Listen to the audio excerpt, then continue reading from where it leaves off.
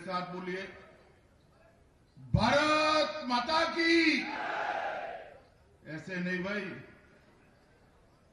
कल ही wing commander अभिनंदन भारत वापिस आए, उन तक हमारी आवाज पहुंचनी चाहिए। मेरे साथ दोनों हाथ उठाइए। सुरक्षा के लिए, देश की सुरक्षा के लिए फिर एक बार मोदी सरकार बनाने का संकल्प की मुट्ठी भींचकर जोर से बोलिए, भारत माता की, भारत माता की, भारत माता की। मंच पर उपस्थित हमारे ऊर्जावान प्रदेश अध्यक्ष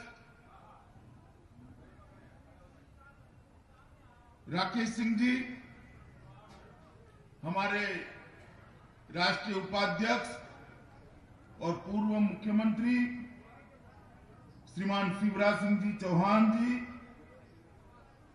मध्य प्रदेश विधानसभा में नेता प्रतिपक्ष श्रीमान गोपाल भार्गव जी, हमारे राष्ट्रीय महासचिव अनिल जैन जी, चुनाव प्रभारी मध्य प्रदेश स्वतंत्र देव सिंह जी, सतीश उपाध्याय जी, हमारे सांसद फगन सिंह फुलस्ते जी, श्रीमान अजय प्रताप सिंह जी, श्री ज्ञान सिंह जी, मंच पर उपस्थित भारतीय जनता पार्टी के प्रदेश और जिला के सारे पदाधिकारी और आज इस बाइक रैली के शुभारंभ पर आए हुए भारतीय जनता पार्टी युवा मोर्चा के शहडोल क्षेत्र के कार्यकर्ता भाइयों और बहनों, आप सभी को प्रणाम। ये मीडिया वाले जरा सेट करके बैठ जाओ भैया, प्लीज बैठ जाओ। हाँ, मैं यहीं रहकर खड़ा होकर बोलने वाला हूं, सेट करके बैठ जाइए प्लीज। मित्रों, आज मेरी बात शुरू करने से पहले सबसे पहले वीरता दिखाकर पाकिस्तान के F-16 जहाज को गिराकर आज जो भाई अभिनंदन वापिस आए हैं, हम सब उनका स्वागत और अभिनंदन करते हैं। मन से उनकी देश में वापसी के लिए आनंद व्यक्त। आज जब मैं आप सबके सामने उपस्थित हूं, शहडोल के अंदर उपस्थित हूं, उमरिया के अंदर उपस्थित हूं, उस वक्त देश में अलग अलग 3800 से ज्यादा स्थान पर 1 करोड़ से ज्यादा भारतीय जनता पार्टी के कार्यकर्ता विजय संकल्प बाइक रैली लेकर निकलने वाले हैं। मित्रों, विजय संकल्प बाइक रैली एक दृष्टि से हम इस तरह के रिकॉर्ड के पचड़े में नहीं पड़ते हैं, परंतु एक दृष्टि से ये वर्ल्ड रिकॉर्ड बनने जा रहा है कि मोदी जी को जिताने के लिए एक साथ देश में 1 करोड़ मोटरसाइकिल आज देश भर की गली गली कुचे कुचे में जाए।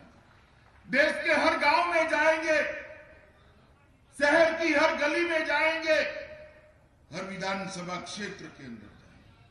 मित्रों, आने वाला लोकसभा जो चुनाव आ रहा है, उसके अंदर देश की जनता एक संकल्प करे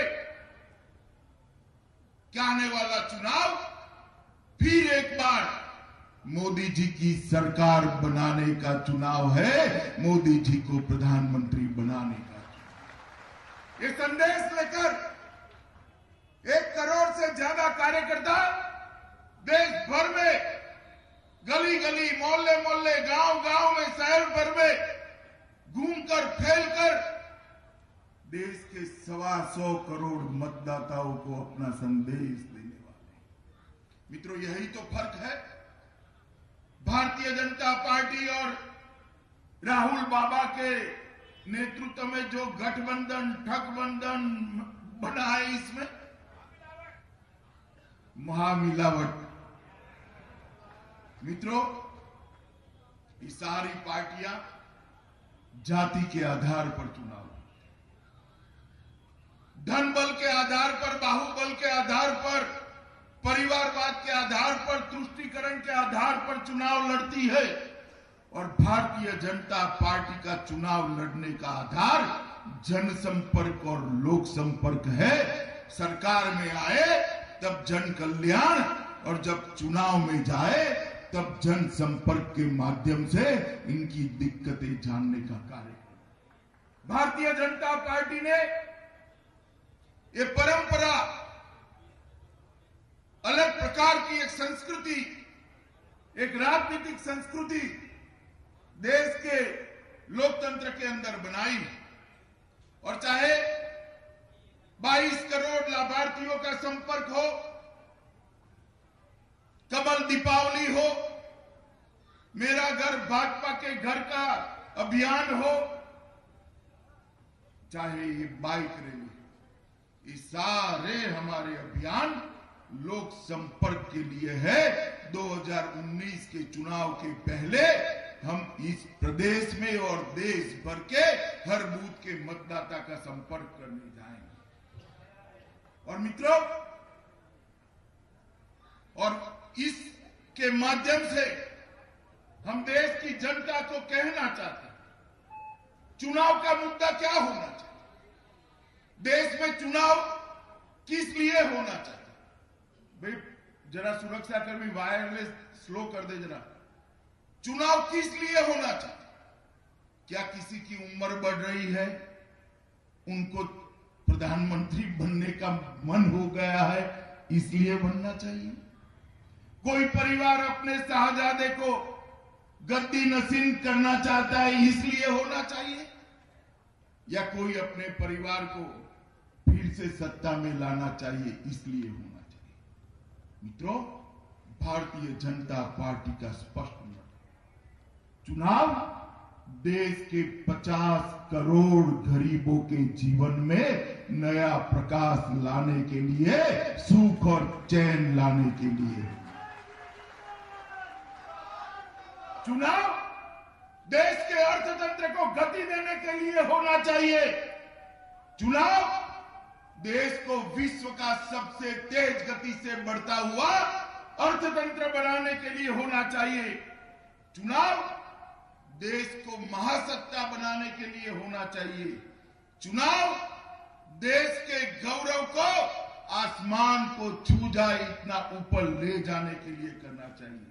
चुनाव देश की सुरक्षा को सुनिश्चित करने के लिए करना चाहिए। चुनाव पाकिस्तान को मुंह तोड़ जवाब देने के लिए चुनाव करना चाहिए। और मैं आज देश की जनता को पूछना चाहता हूं, ये सारे मुद्दे चुनाव के मुद्दे होने चाहिए या नहीं होने चाहिए? या सिर्फ हमें प्रधानमंत्री बनने का मन हो चुका है, इसलिए ना नेता, ना नीति, ना सिद्धांत, एक अजीब प्रकार का गठबंधन कर कर आगे बढ़े? चुनाव देश के लिए होना चाहिए। और मित्रों, मैं पूछना चाहता हूं, 50 करोड़ गरीबों का कल्याण, ये राहुल गांधी के नेतृत्व में जो पार्टियां इकट्ठा हुई है, वो कर सकती है या मोदी जी कर सकते हैं? बताओ भैया, कौन कर सकता है? देश के अर्थतंत्र को गति कौन दे सकता है? देश के अर्थतंत्र को पहली 5 अर्थव्यवस्था में कौन ला सकता है? देश को महासत्ता कौन बना सकता है? देश को गौरव को आसमान के साथ पहुंचाने का काम कौन कर सकता है? देश की सुरक्षा कौन सुनिश्चित कर सकता है? और पाकिस्तान को जड़बा तोड़, मुंह तोड़ जवाब कौन दे सकता है? इस सब का जवाब नरेंद्र मोदी जी के नाम पे आता है। क्योंकि अरे भाई,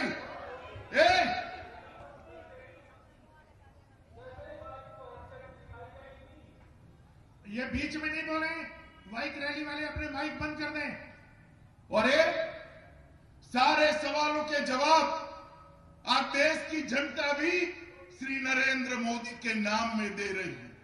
कारण क्या है कि देश की जनता ने 70 साल ये महामिलावट वालों का शासन देखा था। 55 साल राहुल बाबा के परिवार का और कांग्रेस पार्टी का शासन हुआ था, उसमें कुछ नहीं हुआ था। आजकल जिस प्रकार का देश में माहौल है, ये सारे विपक्ष के नेता एयर स्ट्राइक पर सवाल उठा रहे हैं। मैं उनको पूछना चाहता हूं, आप भी कोई कम समय सत्ता में नहीं रहे हैं। इस देश में पाक प्रेरित आतंकवाद का आयुष्य 30 साल का है, 30 साल का। 1990 से ये देश आतंकवाद से पीड़ित है। आज राहुल बाबा एंड कंपनी इसका राजनीतिकरण का हम पर आरोप लगा रही है। अरे राजनीतिकरण छोड़ो राहुल बाबा, कभी ये आतंकवादियों को जवाब देने का जज्बा था, आप में जज्बा था, ये देश की जनता आपको। 26/11 पर हमला हुआ, आपके 10 साल में देश के 26 ठिकानों पर बम धमाके हुए। कभी आतंकवादियों को जवाब दिया था क्या? सोनिया मनमोहन की सरकार थी, मौनी बाबा की सरकार थी, और मौन रहकर खड़े रह गए थे आप लोग। हिम्मत नहीं थी देश के जवानों के खून का बदला लेने की, हिम्मत नहीं थी पाकिस्तान को मुंह तोड़ जवाब देने की। ये नरेंद्र मोदी जी है जिन्होंने देश की इस अपेक्षा को पूर्ण करने का काम किया। और आप सवाल उठा रहे हो, एयर स्ट्राइक हो या नहीं हुई? पाकिस्तान के मीडिया ने मान लिया, पाकिस्तान की संसद ने मान लिया, आतंकवादी संगठन जिनके आतंकवादी मारे गए उन्होंने मान लिया। ये ममता दी और राहुल गांधी नहीं मानते हैं कि एयर स्ट्राइक हुई या नहीं हुई है। शर्म करो, शर्म करो। देश की सेना के जवान पर आप शंका करने का काम कर रहे हो मित्रों। ये देश की जनता इन लोगों को कभी माफ। आप मुझे बताओ, जब देश की सेना प्रेस कॉन्फ्रेंस कर कह रही है कि हमने एयर स्ट्राइक करी और सैकड़ों आतंकवादियों का खात्मा कर दिया, इस पर कोई शक सुबह हो सकता है क्या? जरा जोर से बोलो, हो सकता है क्या? ये ओछी राजनीति करने से बाज आना चाहिए। 23 पार्टियां इकट्ठा होती है और एक रिजोल्यूशन कर। साहब रिजोल्यूशन की भाषा देखिए, बाहर आकर प्रेस कॉन्फ्रेंस करते हैं। श्रीमान राहुल गांधी, पाकिस्तान को ये 4 दिन बड़े भारी पड़े हैं। पड़े या नहीं पड़े भाई? जरा जोर से बोलो, पड़े या नहीं पड़े हैं? किसी के मुंह पर हास्य नहीं था 4 दिन। क्या बोले, क्या जवाब दे? जैसे ही राहुल बाबा की प्रेस कॉन्फ्रेंस हुई, इनकी बाहें खिल गई। कोई विपक्ष का नेता पाकिस्तान को आनंद हो इस प्रकार की भाषा इस संकट के समय में बोल सकता है? भला बताओ मित्रों, बोल सकता है क्या? बोलनी चाहिए क्या? अरे राहुल बाबा, हम भी विपक्ष में रहे हैं। आप तो अभी अभी आए हो, हमारा पूरा जीवन विपक्ष में गया है। कई बार देश पर संकट आए, हमने कभी पाकिस्तान को आनंद हो ऐसी भाषा का प्रयोग नहीं किया। सरकार किसकी भी हो, मां भारती पर जो हमला हुआ है वो देश भर पर हमला है ऐसा समझकर हमने जो जो सरकारें थी इसका समर्थन किया, इसकी सहायता करने का काम किया। और आप कोरी राजनीति करें। ममता दीदी पूछती है कि सर्जिकल स्ट्राइक हुई या नहीं। अखिलेश कहते हैं पुलवामा हमले की जांच होनी चाहिए। वोट बैंक की राजनीति की बेहद होती। देश की सुरक्षा के लिए आपका वोट बैंक का राजनीति आपको मुबारक। हम तो भारतीय जनता पार्टी के कार्यकर्ता है। मां भारती के लिए जान देने को तैयार है, ऐसी हमारी भारतीय जनता पार्टी के कार्यकर्ताओं की सोच। हमारे नेता नरेंद्र मोदी जी आतंकवाद के खिलाफ लड़ाई लड़े हैं। 1990 से आज तक 5 साल के अंदर सबसे ज्यादा आतंकवादी अगर कहीं कोई 5 साल में मारे गए हैं तो मुझे कहते हुए गर्व है, भाजपा के नेता और देश के प्रधानमंत्री नरेंद्र मोदी के समय में आतंकवादी सबसे ज्यादा